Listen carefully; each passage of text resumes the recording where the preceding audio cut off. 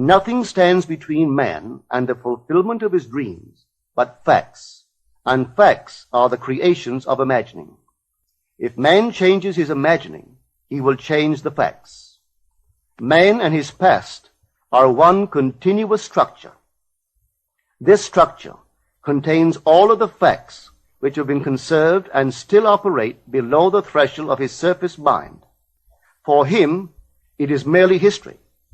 For him, it seems unalterable, a dead and permanently fixed past.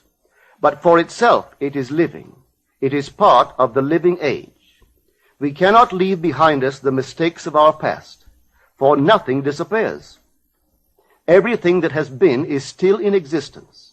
The past still exists, and it gives and still gives its results. Man must go back in memory, seek for and destroy the causes of evil however far back they lie. This going into the past and replaying a scene of the past in imagination as it ought to have been played the first time, I call revision. And revision results in repeal. Changing our lives means changing the past. The causes of the present evil are the unrevised scenes of the past. The past and the present form the whole structure of man. It is carrying all of its contents with it. Any alteration of content will result in an alteration in the present and future. Live nobly, so that mind can store a past well worthy of recall. Should you fail to do so, remember, the first act of correction or cure is always revise. If the past is recreated into the present, so will the revised past be recreated into the present. Or else, the promise that though your sins are like scarlet, they shall be as white as snow, is a lie. The question may arise as to how by representing others to ourselves as better than they really were, or mentally rewriting a letter to make it conform to our wish, or by revising the scene of an accident, the interview with the employer, and so on, could change what seems to be the unalterable facts of the past. But remember my claims for imagining. Imagining creates reality. What it makes, it can unmake. It is not only conservative, building a life from images supplied by memory. It is also creatively transformative, altering a theme already in being. The parable of the unjust steward gives the answer to this question. We can alter our world by means of a certain illegal practice, by means of a falsification of the facts, that is, by means of a certain intentional alteration of that which we have experienced. And all this is done in one's own imagination.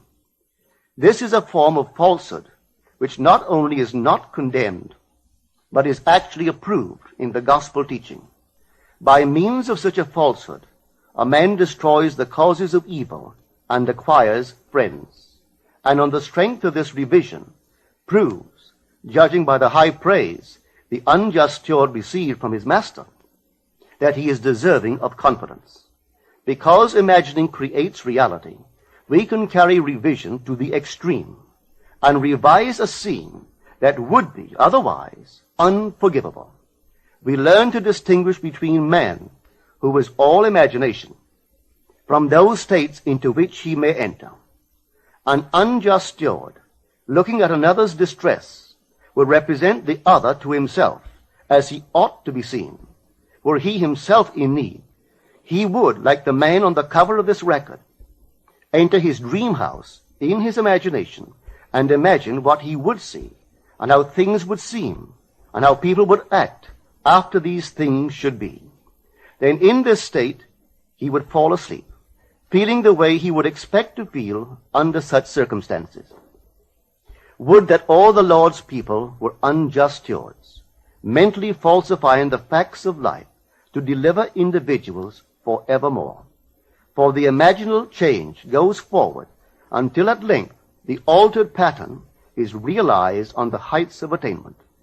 Our future is our imaginal activity in its creative march. Imagine better than the best you know.